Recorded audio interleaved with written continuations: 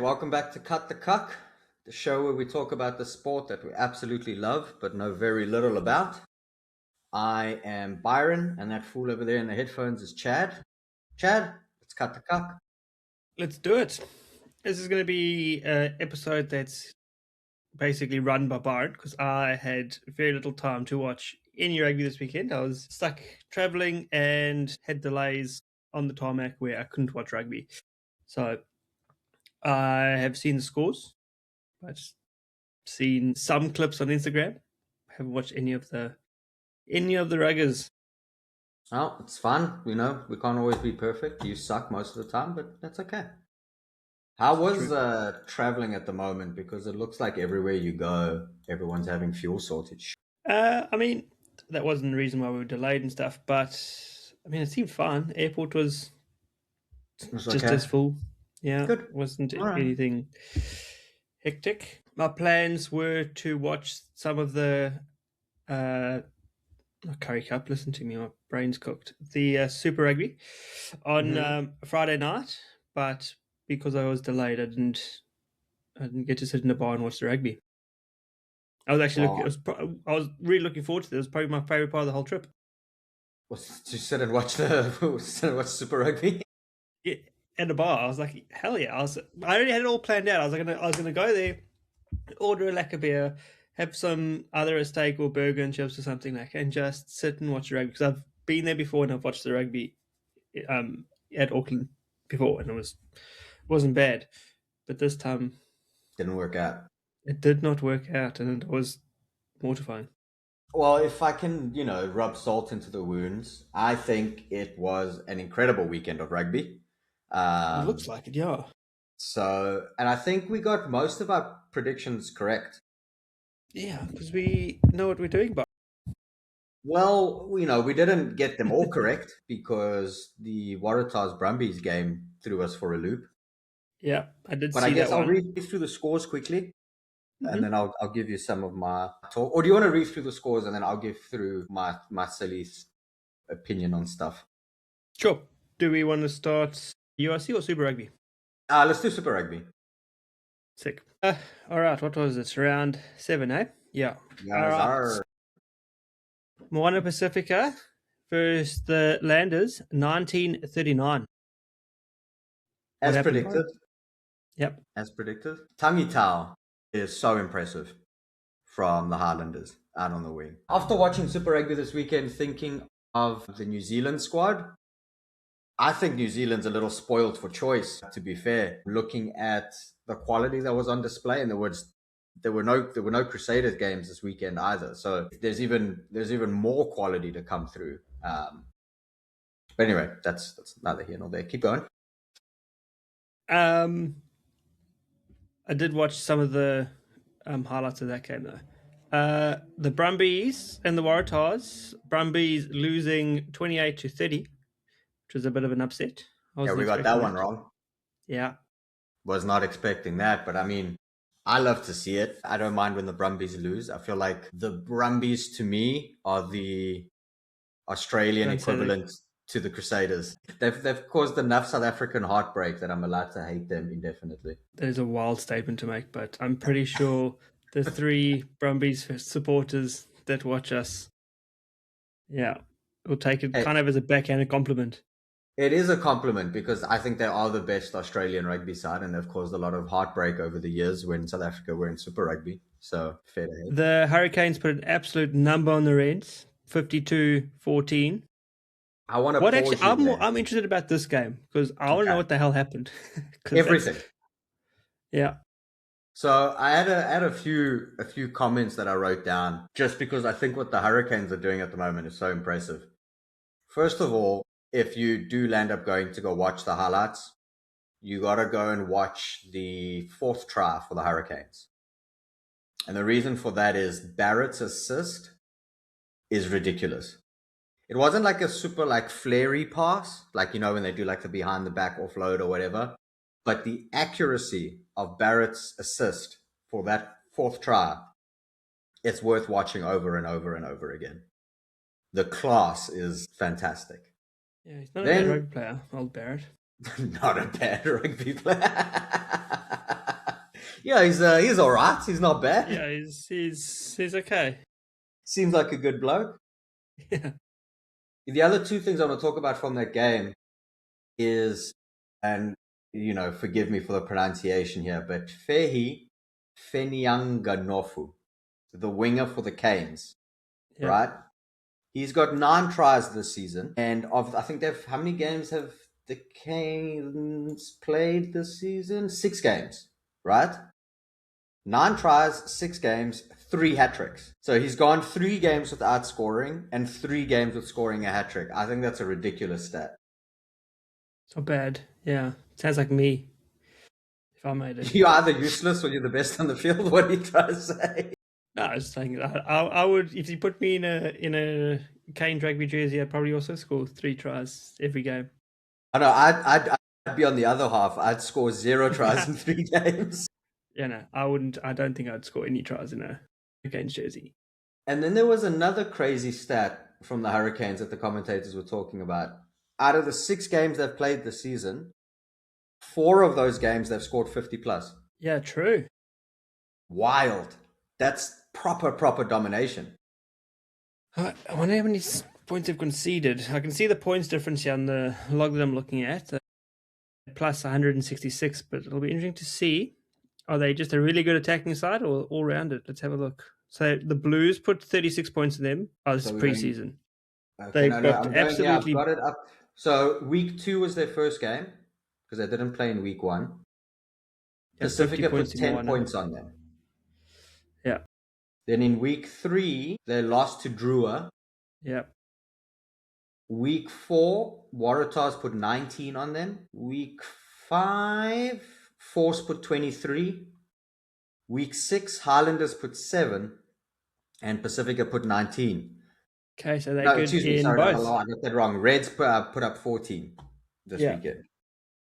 So they are not bad at defense either. No, they had some great. There were a few times where the Reds were getting north of double-digit phases and not making any ground. So yeah, they're definitely the team to beat at the moment. When do And they they're play going to the buy next week. Crusaders? Which next week's Towards the fixtures end. confuse me. There's only 3 games, and I only realized this because I changed my fantasy side, and I had to change 14 out of 15 players. Don't even get me started on fantasy. I was so annoyed before I got on my flight to come over. I knew I was going to be in the air while the game was on, so I was like, okay, cool. I'll do one last quick check. And then when I got off the plane, 3 of my players were ruled out, and I got fuck all points for them. Yeah, there were a lot of last-minute changes before kickoff. Some know. guys getting injured during the warm-up. Thanks. But if it helps, I had I'm going to get the name wrong again. Fehi Fenianga Nofu as my captain. Yeah. So that Nice. that goes a long way. Yeah. All right, we are still talking. You can keep going through the results. The next thing I want to talk about is the Blues game. Well, that's where we are. The Blues versus the Drua. Blues did 40 points to 15. And Do you know what was so impressive for me in that game? Was the way the Blues played. Their try in the 65th minute, if you weren't paying attention, you would have thought that it was the Drua who scored the try, because it was a Drua-esque try. It had all the flair and all the wild running that you can imagine. So again, for you, maybe go watch that try. It was in the 65th minute. So the Canes game, 64th minute, Blues game, 65th minute. Go watch both those tries. Incredible. I actually wanted to talk about this because it's the second time this season it's happened. The reasoning for this one is different to the reasoning for the last one. But the Drua have their traditional challenge called the pronunciation again. Ebol. Yeah. One of the 2 pronunciations, hopefully, is correct. They didn't do it last week when they were in Fiji against the Reds. And the reason given was that it was too hot. So they wanted the players out on the field for less time. Wild reasoning, if you ask me. I think they're in Fiji. I'm pretty sure everyone kind of expected What's it. an extra 60 seconds going to do? So it was too hot. That was the reason it was given. Then this week, they did it in the change room again, just like I they did saw last that. week. And the reason that was given was that the Drua didn't apply for the approval to do it within time. Now, the reason I brought this up is because let's say that's true. Say they got to fill out a request to do the Ibole before the game, right? The person who ticks the boxes or dots the I's and crosses the T's, he knows that the Drua are coming, correct? And they do it every game. Why would you need to fill out an application form before a certain time frame in order to give them the approval? Imagine But the then, All Blacks yeah. for the greatest rivalry come to South Africa, and they didn't fill out a form in time. Do you think the Springboks are going to be like, nah, you guys can't do it. Sorry, you didn't send in your application form or whatever the hell the process is? Like again, like what I said, it's a minute, maybe two. I think Like, what is it actually?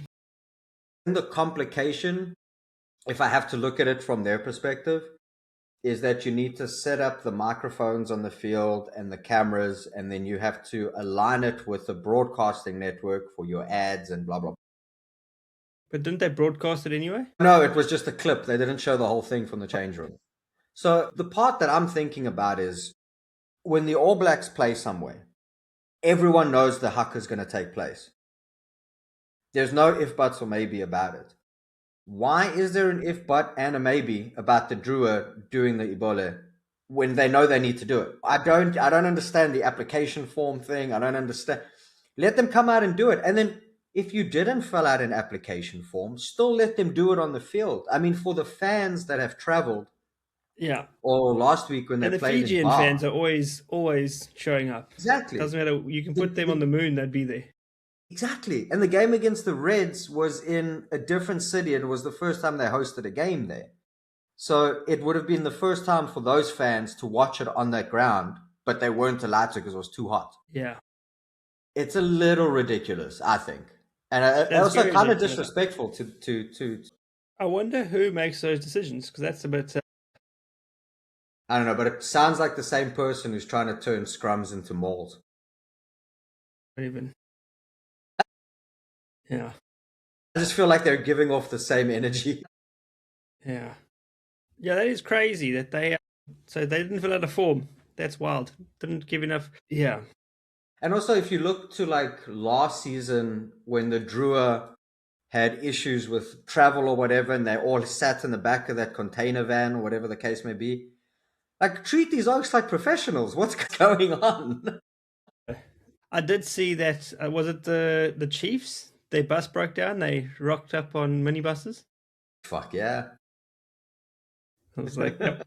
But it was against the force. They kind of could have rocked up on their knees, walking backwards, and they still would have won the game. Yeah, I did think it was funny. It's like it felt a little bit like. So over here, at least, anyone you speak to about the '95 Rugby World Cup final, they're all like, "Oh no, we poisoned the team and bribed the referee with the golden watch." It was giving off those kind of vibes. Didn't poison them. They try to knock down the Chiefs. So the force could win, and the force still couldn't win. Yeah. That's the Super Rugby fixtures. And it's not. There's one more. It's the Force versus Chiefs. Go ahead. Making it closer than it should have been, 14-24. I still think Mackenzie is better at fly half than he is at fullback. Yeah, I actually had him as my fly half, and then I saw that he was playing at fullback. Yeah, and I was a bit disappointed. I think it's the same for me when I look at Will Jordan. Will Jordan can play wing, obviously, but he's better at fly half because he's got more time with the ball. Yeah, at fullback than he does at wing. And I think it's the same for Mackenzie at fly half. I think he needs to be the one, he needs to be the general. Where at fullback, he's a little more limited to his counter attack. And he's still a great kicker and a great return kicker and a great reader of the game and great on defense, all those things. But I think he needs more time on the ball to make a bigger difference in the game. I agree. I think also with Will Jordan, when he's kind of more in the center of the field, like standing back. He can see options and go left and right rather than being on the wing, and you can only go really Yeah. one way unless you're really working, putting in extra Tell effort. me Yeah. this doesn't sound absolutely terrifying. And even there's a I big don't want I argument. don't want Will Jordan and Mackenzie on the same team. Well, that's I'm gonna take it one further than that. I know that the to find the centers at the moment is going to be a tough argument because New Zealand sport for choice. But I think Mackenzie at 10, Jordan at 15, and Barrett at 12. And you can interchange between Barrett and Mackenzie as the first receiver. Yeah, and then Tawatawa at 13. Unreal. Real. And then I on don't the want to think about it. wings, oh God, it's terrifying.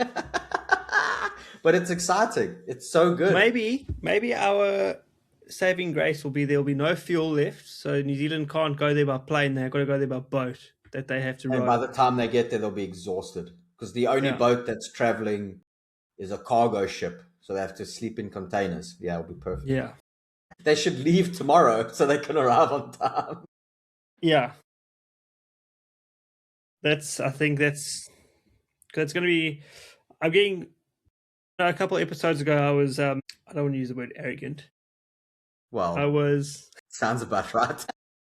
I was saying that with the All Blacks not having a coach in time and all this kind of cuck, that they wouldn't do as well as they would. But after watching Super Rugby and watching them do what they do, And did you see the rest of the coaching staff? yeah, Yeah, they pulled an all-star team together for this one. It's going to be terrifying, but it's going to exciting. be. It's going to be so good.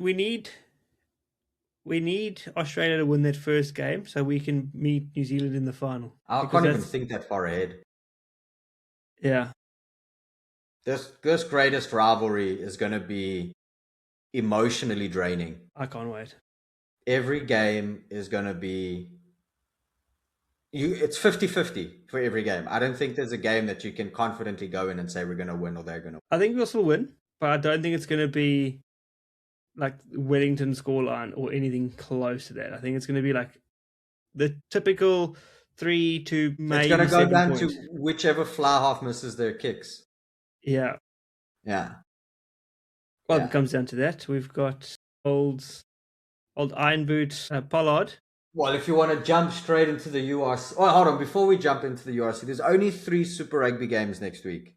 Correct. Do you want to give your predictions? Sure. I'll read them out. Crusaders host Drua. Crusaders. Okay. Crusaders.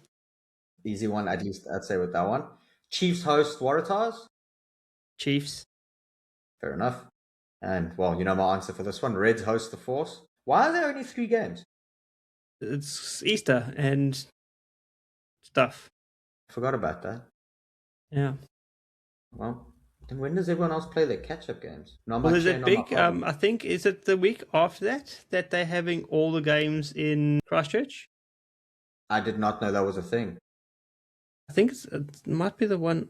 No, it's not that round. That's exciting, kind of like a festival, a rugby fest. Yeah, they're all playing so it's on week 11. All of them are down in Christchurch at the same stadium. Is that Fuck knows what the field's going to look like. Is that excuse me for my... After the earthquake, the stadium got wrecked. Yes. And it's been rebuilt. And if I'm not mistaken, Brand new stadium. Crusaders versus Drua will be the last one at the Apollo Project Stadium. And then the next home game would be that week where they go... No, but then if I look at the venue online... Anyway, they're going back to the original stadium. The one stadium, yeah. I'm looking forward to that. I'll jump into the URC then. I can jump onto this. I can start with this one. I did watch the game on Saturday morning on this one, so I watched the Sharks Cardiff game. Okay, well, since it's the one you watched, what did you think? I thought it was good. We won. I was a little bit worried. But no, it was good. I think that the Sharks had left it real late to make the top 8. They're not making it easy for themselves.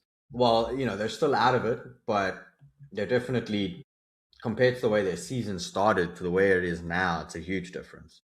You reckon they're out of it? They can't get in to top 8? No. There's still a chance. Yeah. I mean, unfortunately, as a Lions supporter, we might have our toughest fixtures now until the end of the season. Yeah. So it does open the door for those just outside of the top 8, which we can dive into in a little bit because it is such a close, exciting race. From that game, though, Pepsi Buzzaletti, it feels like he's going to be the guy that can win you ugly games. And that's what you need, is you need that guy who can, scrap an extra point here or there. But I think the highlight for me in that game was Penkler's try. Yeah. It was Beery-esque. It was, and you know what? It was also him last week that gave that behind the back offload on the sideline. Offload from the sideline, yeah. So Penkler is doing fucking fantastic things for the Sharks out on the wing, which is crazy because you would normally think it would be Mapimpi who's making the magic happen on the wing, but it's not him lately. Anyway, that was my opinion for the Sharks game. Great game. Sharks played well. Cardiff definitely showed up for that. Yeah, game. it wasn't. That's why I said I was a bit worried at some point of that game. I was like, oh, it's yeah. What the happening. But Bulls that second did to half them was so tight. Yeah. But still, another clean sweep for the South African teams this week. That's 2 weeks in a row. We're warming up.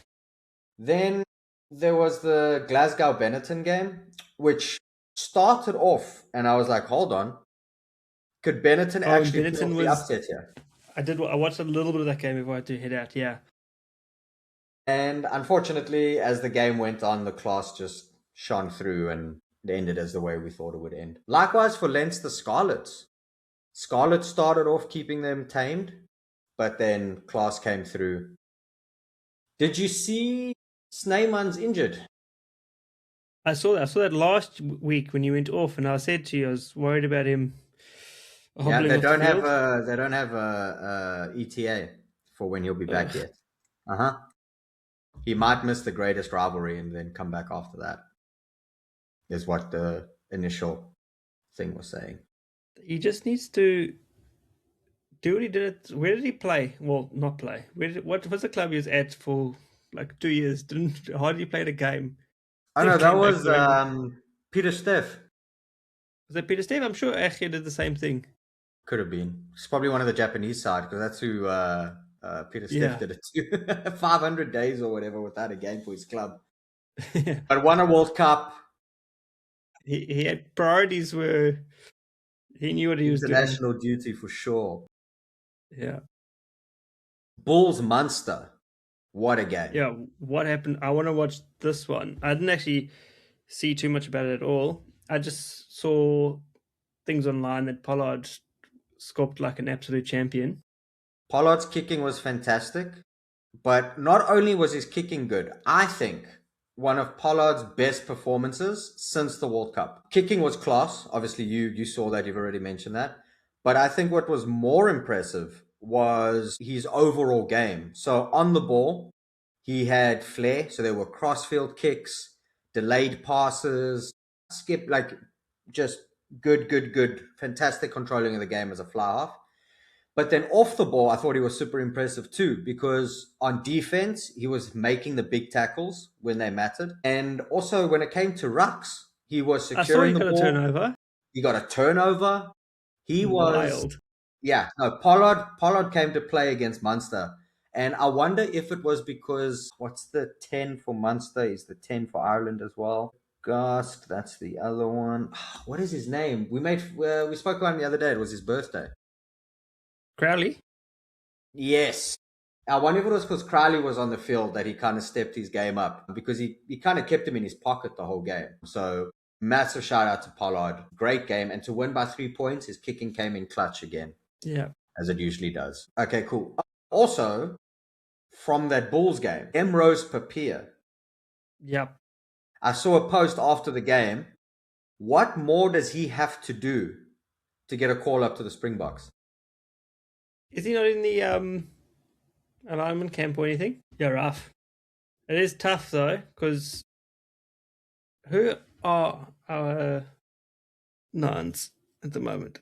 We're spoiled for choice, completely spoiled. We had No, Faf was in the alignment camp. Faf, you have Van der Merwe from the Lions, you have Kobus. Williams from the Sharks. Yeah, Quibus. Williams from the Sharks. Who's the Stormers nine, starting nine? For the Stormers, I can tell you now, 'twas Andre Hugo Fenter. So he's not going to be called up to the squad.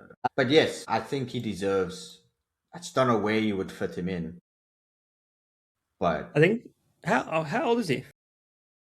let's have a look. But he's running off the ball is something special. He's 28. His birthday's this next month. He's turning 29 next month. Can have him on the pod for his birthday. Ambrose Papier. Pace like nobody's business and slaloming all our runs. number nines at the moment are like that though. It's our nines all are like stupid fast, unnecessarily fast. Yeah, even the reserve hooker for the reserve scrum half for the Lions this weekend got a start, and he was fantastic as well. I'll tell you his name now because he's not. PJ Boerter, yeah. He was also fantastic this weekend. There it is. So I don't know. We're super spoiled. Also from the Bulls, like what's the name came off the bench, Cheswell Euster, under 20s. Yeah. That run for that try. Yeah, it was as if they took Emrose Papier's run, he pasted and let Cheswell Euster do the same thing. That wide run around the fullback was disrespectful. I'm looking at number nines currently. So in the alignment camp, we've got Jaden Hendrickson, Grant Williams, Kobus Rana, Bede, Morne van den Berg, Faf de Klerk, and Herschel Yankees. That's in the alignment camp. The only person you could argue to get rid of there is to get rid of Faf and put in. Faf's been playing really well in the Japanese league, though, but it is Japanese league. But then even like looking at so for each team, it's Morne van den Berg from the Lions, Kirby from Stormers. There's Jaden Hendrickson, Grant Williams, Bradley Davis for the Sharks too. He did well. Tien Fourie, Zach Berger. And I know they got Pede in because he's the youngster. He's from the under-20 side. So do you replace Pede with Papier? I don't know. Yeah, fuck me. What a difficult position to try and make. And they're all kind of, other than the under-20s, they're all kind of that same age. Yeah, which is probably a problem for another time, but it'll be difficult to actually get in the squad because it's not like you can just roll in after someone rolls out because everyone will slowly start phasing themselves out. It's again, such an awesome position to be in. Yeah. To be spoiled with this many good scrummies. Shame. Then the race for the 8. If Ospreys could have beaten Connacht, it would have been amazing. But Connacht got the win, 21-14. Then what I think is the best performance of the weekend, maybe I'm biased, but the Lions against the Dragons. You definitely are biased, but yep. I mean, look at that score. Look at that score, Chad. Tell me where you can't give them any of the benefits. I want you to repeat what you said to me just before we went live and what you were insinuating about... Because I thought you were being ridiculous. Oh, okay. So I was talking rugby math, which doesn't always work out, and I'll repeat it again. If you look at last week, Stormers beat the Dragons 29-21, and Lions beat Edinburgh 54-17. Then this weekend, the Lions beat the Dragons 42, and the Stormers beat Edinburgh 33-14. So by rugby math, you could say that the Lions are playing better than the Stormers. I feel like you're stepping back on your words here because you were real confident before. No, wait. I'm gonna take it one step further. Yep. I'm gonna double down because the last time the Lions played the Stormers, they beat them. So you're saying current Lions, not Lions throughout the whole season, because the Stormers started off as an unbeatable squad, but something happened along the way when they lost 2 in a row to the Sharks. I would say at the moment, with current form, I think the Bulls and the Lions are the 2 best teams in South Africa, which you can see also by the log. Yep. I just thought it was wild that you were insinuating that the Lions are better than the Stormers currently. I think at this very moment the Lions are better than the Stormers. Okay. They don't play each other, eh? No, the local derbies are So done. done. But look, to be fair, I think the Lions have the toughest run in for the end of the season, which I'll dive into really quickly. But it's Next okay because week, they're the best South African team. So they've got no problem. They've only got if we Glasgow and if we come out of this alive, if we still make the top 8 after this next few rounds, then I definitely stand by the statement. So there's going to be a break obviously in the it's URC. There's no games next weekend. But when we do come back on the 18th of April, Lions will host Glasgow, which would be top of the log. Then after that, they host Connacht, who's fighting for that 8th place. yep. I think they'll win that one. Then they go to Leinster, We and in the final week, they go to Munster. well, I wonder if they will have their full strength side. I'm talking Leinster and Munster because it's what May. When the internationals in June. Yes. It'll be interesting to see if they got their full team or if the Well, boys there are. must be, because after this, there's still the quarterfinal, semi-final, and final. But isn't there another break? I don't know, because there's still the Investec Champions Cup as well, Yeah. which the finals in May as well in Spain. So that's another one to look out for. But the Lions have a ridiculously hard run in. Second place, What's the or table first looking like, place, actually? huh? What's the table, the URC table looking like? My Glasgow on God. top with 55, Stormers in Yep. second with 51, Ulster in third with 47, Leinster in fourth with 46, Lions in fifth with 43, Cardiff in sixth with 41, Munster in seventh with 41, Bulls in eighth with 40, Connacht in ninth with 31, and then a small drop off, It's so Sharks in tight. 10th with 33, Ospreys in 11th with 30, Benetton 12th with 28. And then it kind of, these guys are out of the race. You got Edinburgh with 23, Scarlets with 21, Dragons with 21, and Zebre. That is, you can, yeah. Yeah, I mean, you can Anyone throw from a blanket Osprey. over third to ninth. You could technically include 10th and 11th in the race as well. Yeah, I think 11's tough, like Yeah, it's a an 10-point outside swing. chance. Yeah. But anywhere from the Sharks, so from 10 up, there's 2 games in it. So yeah, the Lions have to play first place, then ninth place, then third place, then seventh place. I think they'll be alright. I really hope so. It would be nice for the Lions to finally make the top 8. Yeah, I'll be lucky to see all the South African teams in there. Yeah, look, the Sharks, out of the three... Munster have to lose, Sharks have to win, basically. Yeah, the Sharks have the toughest, well, have the most difficult, let's say, not in terms of games, but just because of the point difference. The Lions, I think, have the toughest games leading into the end, which is, you know, trial by fire, I guess. And then, is that all my notes that I had? Oh, actually, I actually had a few more. With the way the Lions have been playing, I think It's like, the you should most put a exciting Lions game... jersey on for today's episode. I wish I had a Lions jersey, actually. I think one of the most exciting games that we could watch now would be Drua versus the Lions. Oh, Think about it. it would be fun. With that, just it's at that point, it's kind of like a free for all. You don't know whether they're running, kicking, even if they're 5 meters out from their own try line, they could still And be we going have for the Angus try. Gardner as a referee because he'll let it go. He'll Like, just let it swing. go. Also, Holly this weekend for the Bulls game, top form. Yeah, but we know this. It's We can give Holly the referee of the weekend 3 weekends before we know what game she's refereeing. even at TMO, she's still better than the on-field ref. Yeah, she's good anyway. Yeah, big fan. What I did want to say is we didn't talk about it. The Benetton game. It was scrolled away from it. Where is it? Glasgow Benetton.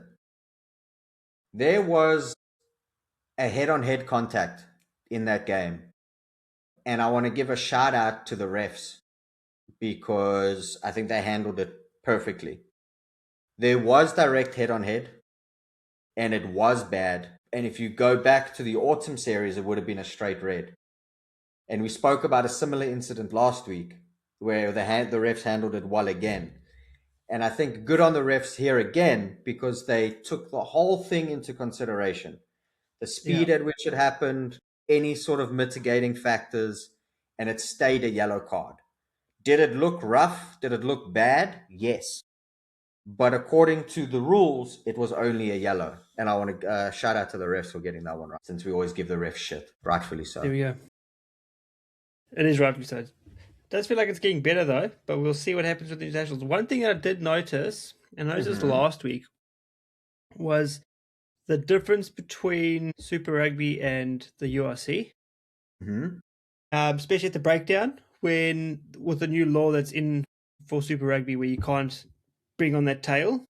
Yeah. I actually really like it. I think it's so much better for the game. It does speed it up so much because you add that extra 10 seconds, maybe like 5 seconds, adding a couple people on.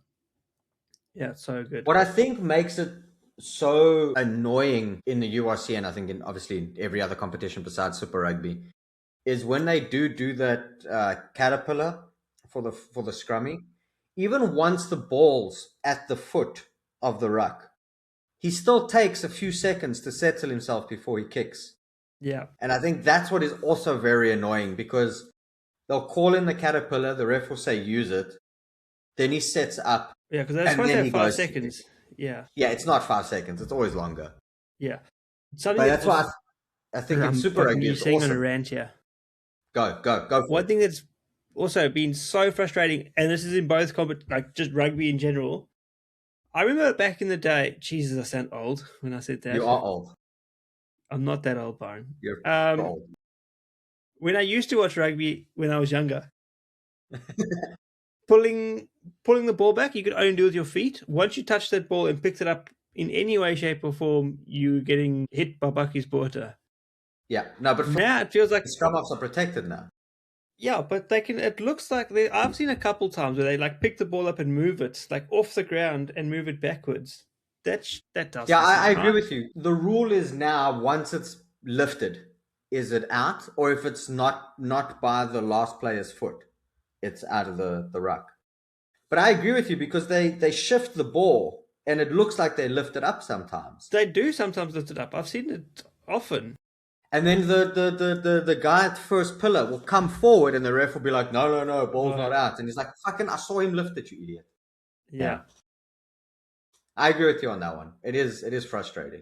I saw all over it last week and I was like, what the fuck? As a player, you'd be so frustrated. Yeah. Well, scrum offs are protected these days. Yeah. And then the final two fixtures, we had Stormers beating Edinburgh.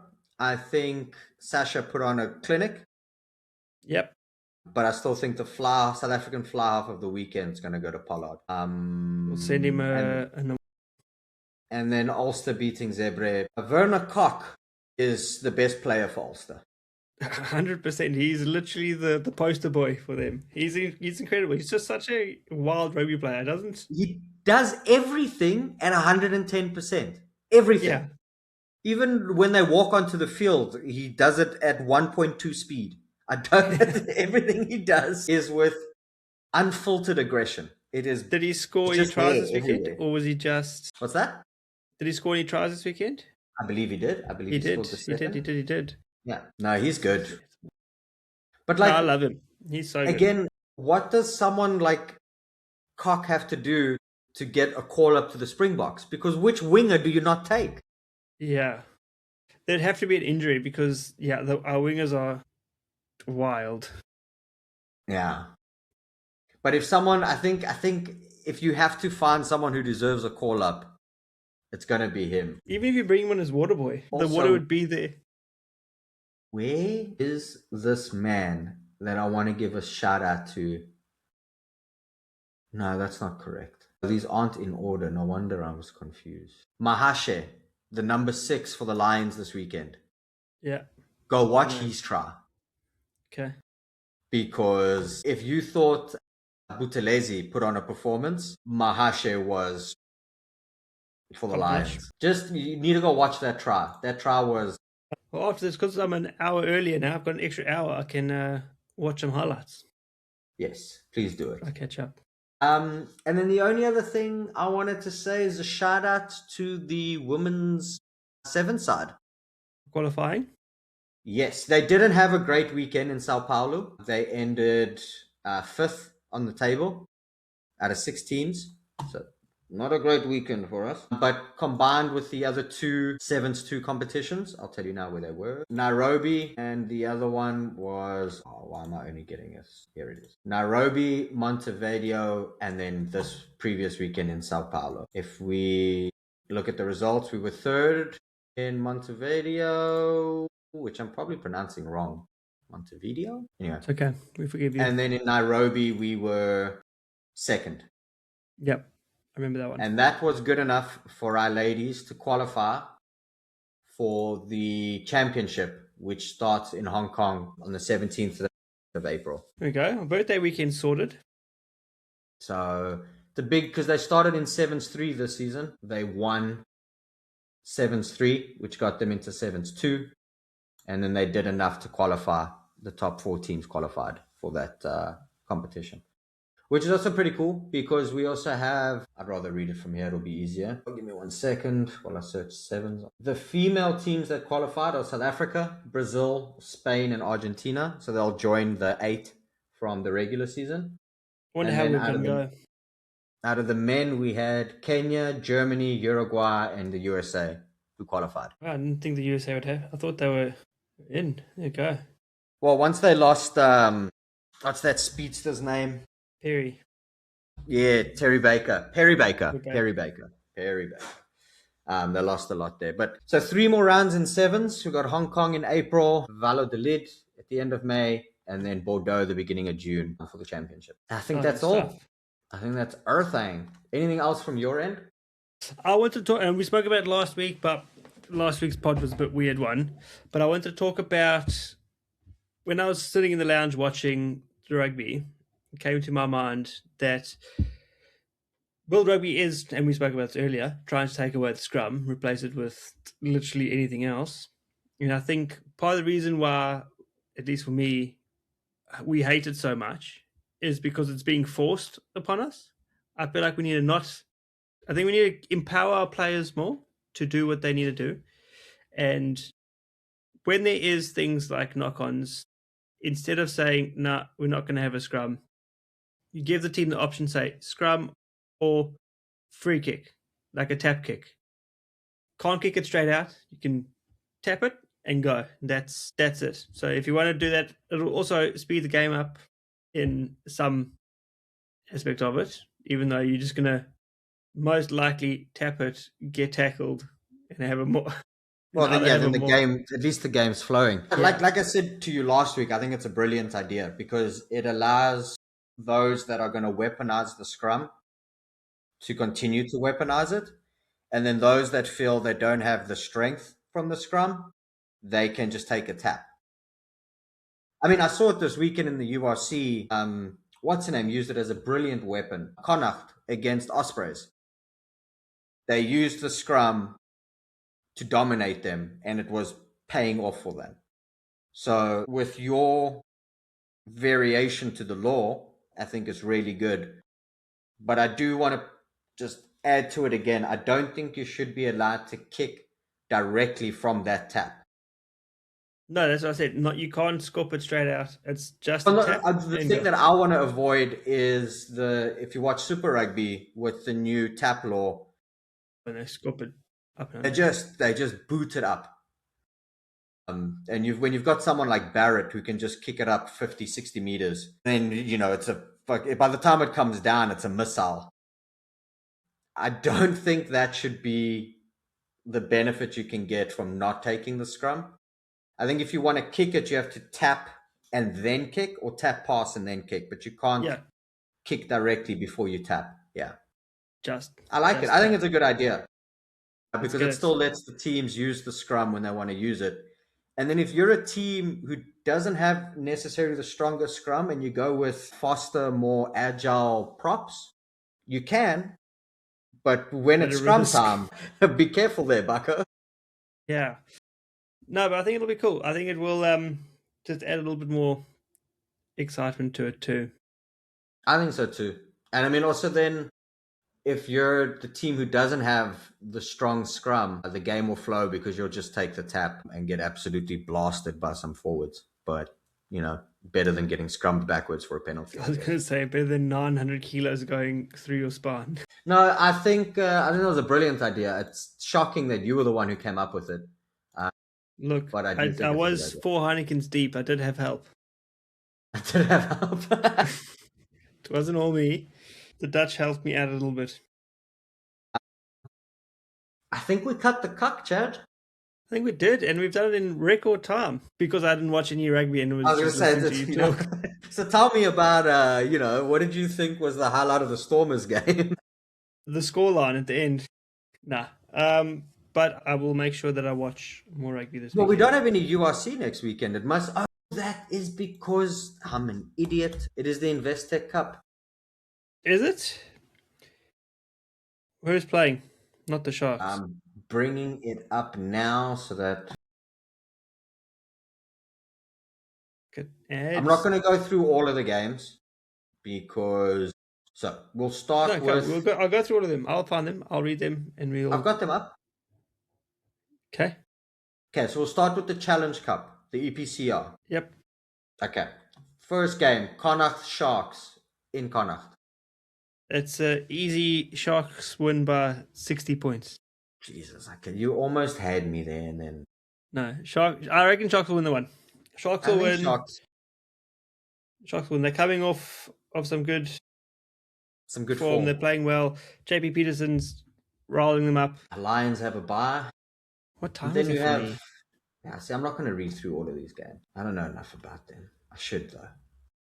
How is Zebre still in this competition? Jeez Louise. I'll just read over them quickly. You've got Montpellier against USAP, Exeter Chiefs against Munster, Benetton against Cardiff, Newcastle Red Bulls against La Rochelle.